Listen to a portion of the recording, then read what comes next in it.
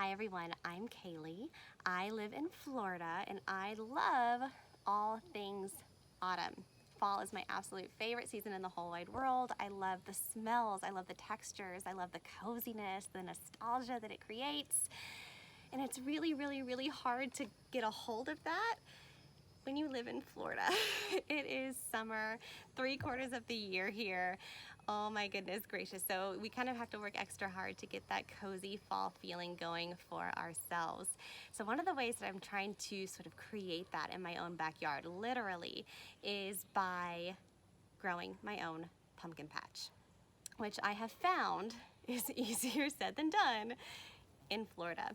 Now, not to say that it's impossible. We actually have some varieties of pumpkin that are native to Florida, specifically the Seminole pumpkin. It's this beautiful sort of hanging gourd named for the Seminole tribe of Florida, and it's beautiful. But me, again, loving fall and loving things, especially around Halloween, I'm looking for jack-o'-lanterns, I'm looking for pumpkin pie, I'm looking for things that I can use as a centerpiece.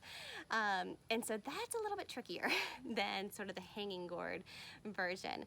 I found this out early on in the spring when I tried to do a pumpkin patch for the first time, and it worked really well until it didn't. I got beautiful vines, beautiful luscious green leaves, beautiful bright male flowers, and 0 female flowers, which you need both male and female flowers to get a pumpkin growing.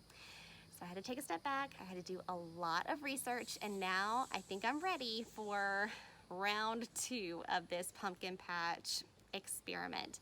All right, now I'm kind of at that last point of the year where I'm gonna be able to do this and have my pumpkins ready when I want them during that festive fall season. Again, earlier in the spring, I had a little bit more time. We are mid-June now.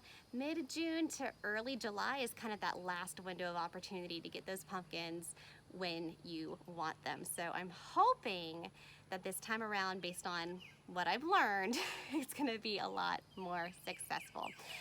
Being in Florida, there are a lot of things just about the environment in general that are working against me. The first one being my own backyard. The soil in my backyard is not very nutritious. Pumpkins are voracious eaters, and I don't have a lot for them in the soil that came with the house. So I'm gonna have to be super aware every step of the way of the nutrients that are gonna be in and around these pumpkins and the root system and the leaves. So I'm gonna have to do a lot of amending, a lot of fertilizing, a lot of feeding as we go, and I'll kind of keep you guys in the loop as I go through that process. Another thing working against me is just the climate in general.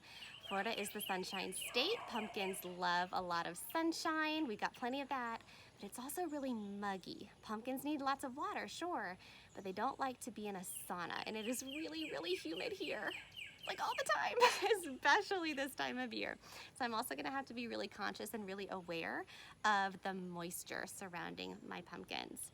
And the third thing is something that we really have no control over at all, and that is hurricane season. Hurricane season began June 1st. It's gonna run through November 30th. Every single year. Now, typically for where I am in the state of Florida, the big storms, the hurricanes that are gonna do a lot of damage, they usually come somewhere between mid-September to mid-October. All right, so that's another reason why I wanna plant kind of earlier, like now, so I can give those pumpkins a good chance to get some nice strong roots going, strong vines going. In the event that we do have some of those heavier storms, they stand a little bit better of a chance of surviving them. So again, lots of things working against me, lots of things that I'm gonna have to research, that I'm gonna have to collaborate with other local gardeners on to make sure that these guys have the best possible chance of survival. All right, so I figured I would film along the way, post as I go. If this works out really well, then great. Maybe someone like you who also wants to harvest their own pumpkins in a less than ideal pumpkin growing environment, maybe it'll give you a better idea of what to do. If it fails miserably, well, we can learn together a couple of ways to not grow pumpkins. So I figure it's a win-win. So hopefully this is helpful to you. Today is just planting day. Now, what I've done already, about a week and a half, 2 weeks ago, I picked a nice sunny patch in my garden, right? That was mistake number 1 I made. The first pumpkin patch that I tried was kind of in a dappled, shady area. So I picked a sunnier spot, right? Pumpkins love that sunshine.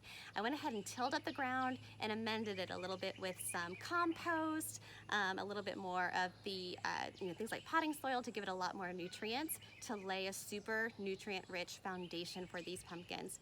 I'm gonna use Miracle-Gro today to kind of add into that planting process, and I'll show you guys what I'm doing and walk you guys through it. So again, I really hope that this series is going to be helpful. I am coming at this with the highest of hopes. Hope is my middle name, so we're gonna go with that. If I can get just one solid, beautiful pumpkin, even if I can't really do anything with it, but look at it, right? I'm gonna take this as a win. All right, so I hope you stick with me. I hope you find this helpful. I'm so excited. Here we go.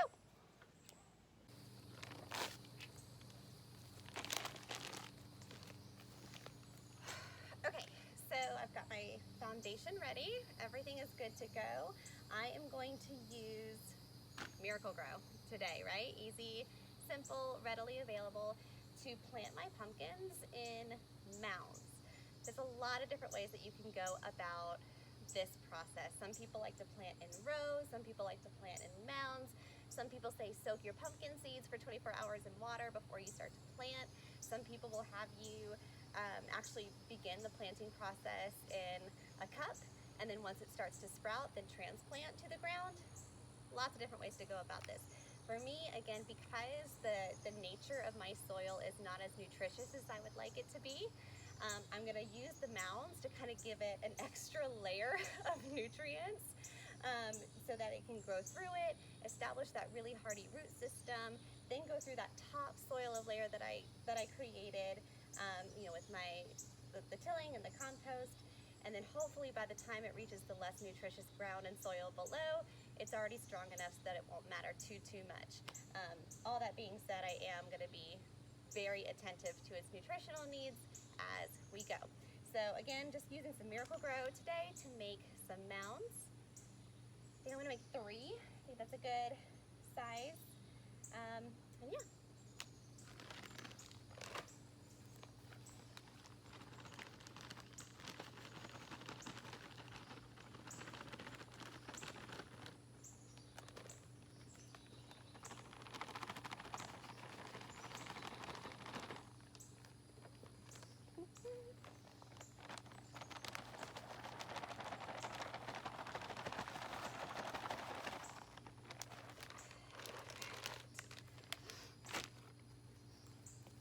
Warm these up just a little bit. Not a necessary step, but it makes me feel better.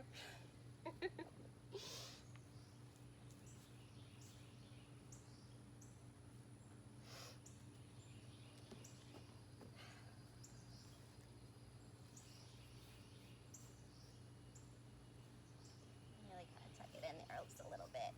Give it a little bit of lift off of the ground. Again, gives those roots a chance to get nice and deep and strong before they hit the not so great stuff that lies beneath. Okay, so I'm ready to plant. I'm doing some sweet sugar pie pumpkins this time around. My first attempt was the big jack-o'-lanterns for Halloween.